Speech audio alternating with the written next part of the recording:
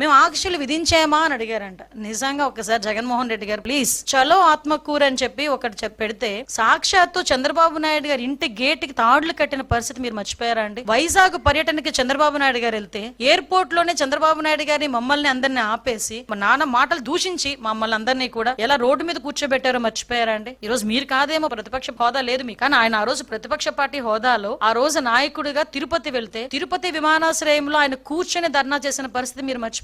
లోకేష్ బాబు గారు పాదయాత్ర చేస్తే ఆయన పట్టుకున్న మైక్ ని తీసుకెళ్లిపోయారు, ఆయన నుంచున్న స్టూల్ ని తీసుకెళ్లిపోయారు, ఆయన గురించి ఏదైనా స్టేజ్ కడితే స్టేజ్ ని ఇప్పేశారు. అంటే ఇవన్నీ మీరు ఎలా మర్చిపోయారు? అది కాక మా పార్టీ ఆఫీసుల మీద దాడులు, మీరు ఇచ్చిన ఆంక్షలు ఇవి. ఒకవేళ కార్యక్రమం లేకుండా జగన్మోహన్ రెడ్డి గారు గనక ఊర్లోకి వస్తున్నారు అనుకోండి, ఆటోమేటిక్ గా మా ఇళ్ల దగ్గరికి పోలీసులు వస్తారు. నేను చాలా సందర్భాల్లో ఇప్పుడు అయ్యన్ పాత్ర గారిని అరెస్ట్ చేసినప్పుడు నేను ఆ ఇంటికి వెళ్తా ఉంటే దారిలో నన్ను ఆపాలని ఎంత ప్రయత్నం చేస్తే ఆఖరికి 2 వీలర్ మీద కూడా నేను వెళ్ళిన పరిస్థితి. అదే విధంగా ఈ మైన్స్ కి సంబంధించిన వాటి మీద మేము ధర్నా పెడితే ముందే హౌస్ అరెస్టులు చేసిన పరిస్థితి. 5 సంవత్సరాలు ప్రతిపక్షంలో ఉన్న ఏ నాయకుడు నేను రోడ్డు మీదకి రానిచ్చారా? రోడ్డు మీదకి రాకుండా ఉంటేనే 41A నోటీసులు మా అందరికీ కూడా. ఇప్పుడు నా మీద 23 కేసులు ఉన్నాయి. 23 కేసులు ఒకసారి తీసి చూడండి, ఏ కేసులు ఒకసారి మీకే తెలుస్తుంది. అంటే నేనేమంటానంటే ఈయన ఆంక్షలు విధించానా అని అంత అమాయకంగా మాట్లాడుతూ ఉంటే నిజంగా చాలా బాధ అనిపిస్తుందండి. ఈయనకి నిజంగా మతిమరుపు ఏమైనా వచ్చేసింది ఆయనకి? జెడ్+ సెక్యూరిటీ ఉన్న వ్యక్తికి బుల్లెట్ ప్రూఫ్ పంపిస్తే నా దగ్గర బుల్లెట్ ప్రూఫ్ లేదంటాడు. అంటే అబద్ధాలు, నోరిప్పితే అబద్ధాలు.